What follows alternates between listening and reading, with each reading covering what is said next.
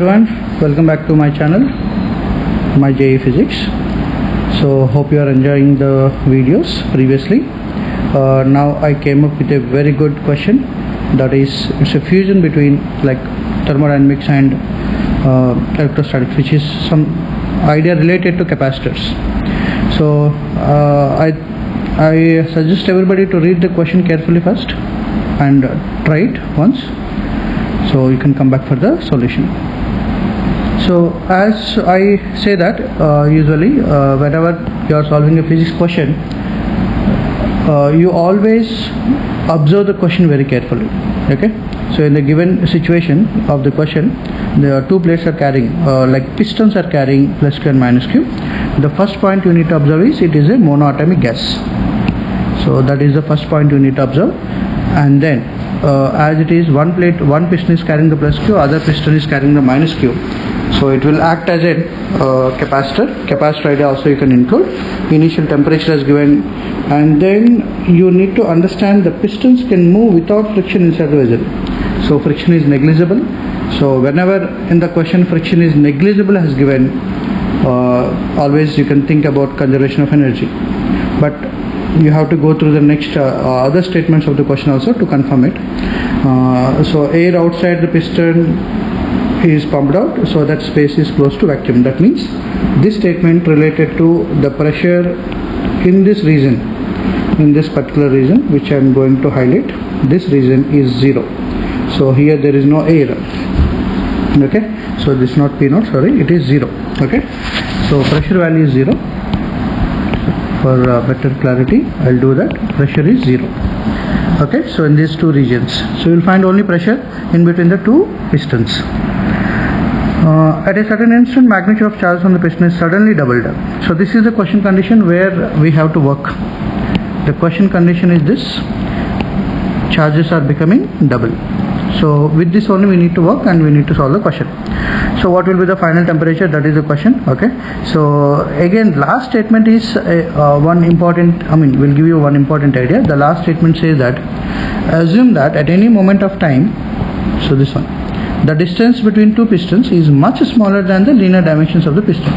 What does it mean? It means, so let us say this is the one plate and this is the other plate. One is carrying the charge plus q, other is carrying the minus q.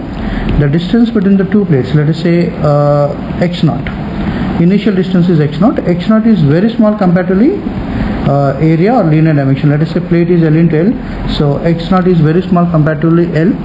So this particular statement will give you that the combination of pistons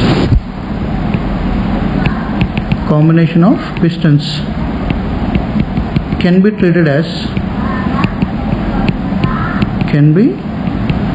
treated as capacitor. So I think all of you remember the capacitor logic. Whenever you are solving the parallel plate capacitor, the distance between the two plates of the capacitor should be very small comparatively the dimensions of the capacitor plates.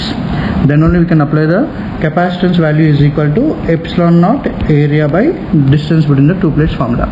Okay, so this is the idea of the question first of all. So now let us see how to solve this question. So as it is in initial equilibrium, okay, thermally insulated vessel, it is completely the two pistons are under equilibrium initially. So then what is the initial condition? Let us write down. Okay, so this is the one piston and this is the other piston, let us say plus q and minus q, and there is a gas in between. So what is the pressure of the gas? The pressure of the gas, let us say that initial pressure is P0, outside pressure is 0. Then each plate will experience a force of P0 into A outward, because gas will try to expand. But plus q and minus q, because of charges, opposite charges, plates will try to attract each other with the electrostatic force. Under equilibrium, I can write down electrostatic force is equal to P0 into A. So what is the electrostatic force between two plates? So that depends on the distance between the two plates also, of course. So then I can write down q square by 2a epsilon. This is the force between two plates of capacitor, direct formula I am applying, which is equal to P0 into A. So this is the initial condition. So initial pressure condition also will get it. Okay, so let us name it as an equation 1. Now what we are doing is, now we are going to use the quotient condition, which is at certain instant the magnitude of charges on the plates suddenly became double. So if charges became double, then plus 2q and minus 2q. Now the distance between the two plates is x0. So I am talking about initial condition. Then if you consider the gas between two pistons, okay, so then the initial pressure will be P0 only. Initial distance is x0. Gas is not changing, but what will change, like gas will apply the P0 into A pressure, but electrostatic attraction will increase. Now it will become Fe dash. As electrostatic force between the two plates increases, then plates will try to move towards each other, then distance between the two plates decreases. So I am going with the now final condition, okay. So the final condition will become somewhere like this. This is plus 2q and this is minus 2q, okay. And what is the final distance between the two plates? I am taking as some x is the final distance. Now gas is compressed, so gas will have different pressure. That pressure I am taking as P. Then P into A will be the pressure, and electrostatic force is Fe dash. So under equilibrium these two will be same. Here Fe dash is more than initial condition, more than P0 A. At the final condition, Fe dash is equal to P into A. So now we need to solve this initial and final conditions together, so that we'll get the final temperature of the gas. And then how to solve that? So that's easy one. As it is final condition, if I take Fe dash is equal to P into A, what is the Fe dash value is 2q whole square by 2A epsilon naught is equal to P into A. This is the other condition. So now we need to relate the initial and final state. So initially some energy is there. So you can see here, as I told you in the question, the pistons can move without friction inside the vessel. At the same time, one more statement also you need to consider, or you need to take care of thermally insulated vessel. Because of this, no heat exchange will happen. No heat exchange, so no heat loss. So that means total energy of the system is constant. So I'll write down the initial energy.